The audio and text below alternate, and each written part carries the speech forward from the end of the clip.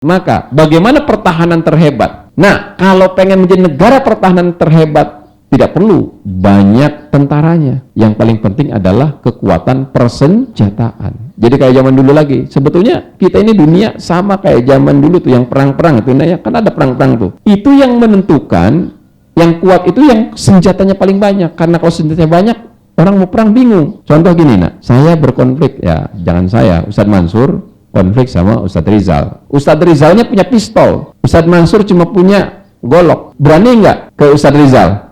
Nggak berani. Dunia tuh seperti itu. Jadi kalau negara kita pengen kuat, kita harus memiliki senjata yang ditakuti oleh negara lain. Itulah kenapa Amerika terus mengembangkan senjata, Rusia mengembangkan senjata, ya bahkan sekarang Cina. Kita heran kenapa sih dunia ini kan ada PBB, tapi kenapa orang itu masih berlomba-lomba menciptakan senjata? Karena dengan tanpa senjata tidak ditakuti dan kita bisa saja dizolimi kayak Ukraina itu. Rusia itu udah jelas invasi kan, sebetulnya bener invasi. Tapi Eropa cuma ngomong doang, kita akan bantu Ukraina, kita bantu, tapi nggak berani masuk. Kenapa? Yang dia lawan adalah Rusia, punya nuklir. Sekarang di depan mata Rusia menjajah Ukraina, ribut aja. Yang berani ya perang ekonomi, nggak berani perang sipil, perang militer nggak berani. Kenapa? Yang dilawan adalah Maka kalian kalau jadi presiden, nak, kalau jadi presiden, mudah-mudahan ada di sini ya, kalian bismillah harus punya senjata yang hebat. Kalau perlu bikin nuklir, kan begitu. Bukan untuk perang kita, namanya pertahanan. Jadi pertahanan itu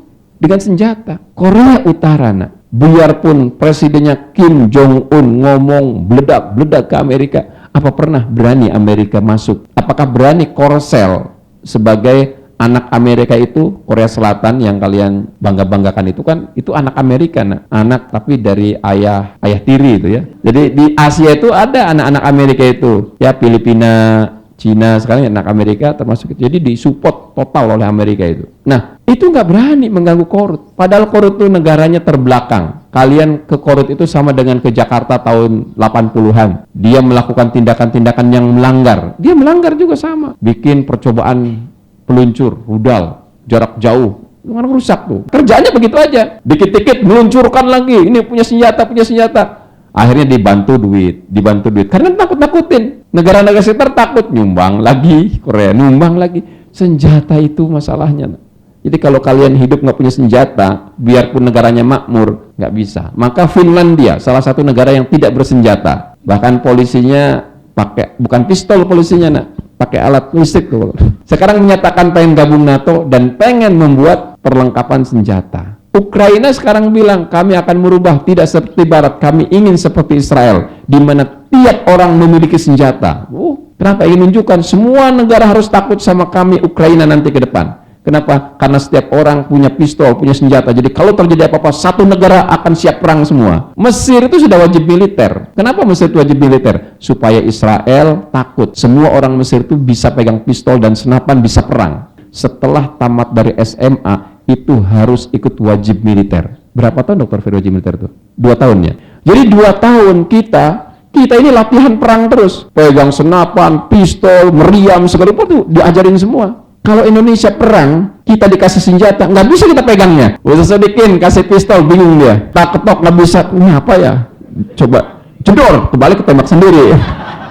Jadi negara di dunia itu kalau pengen kuat, caranya apa? Militer. Kuatin militer, ditakutin. Jadi di Mesir itu semuanya wajib militer. Di Indonesia dulu pernah pengen wajib militer, zamannya Soekarno. Zaman Soekarno pernah pengen wajib militer.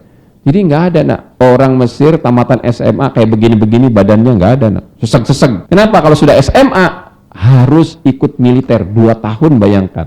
Kenapa? Karena ini kan berdampak. Kok orang mau kuliah harus 2 tahun dulu? Kayak di Gontor kan harus ngabdi dulu tuh. Tapi kalau di sana ngabdinya bukan ke lembaga, ke negara. Harus bisa. Maka kita ngadapin orang Mesir ini, ya kalau kita cengkeweng tuh bisa. Kenapa? Dia wajib militer, udah TNI semua itu. Coba kalau Pak Jokowi itu berani, wajib militer gitu kan. Ini nggak ada badan-badan kayak begini nih, seseg semuanya, sispek semuanya ya. Oke. Jadi anak sekalian, perkembangan hari ini menjadi catatan penting buat kita. Bahwa negara yang ditakuti itu yang memang secara militer kuat.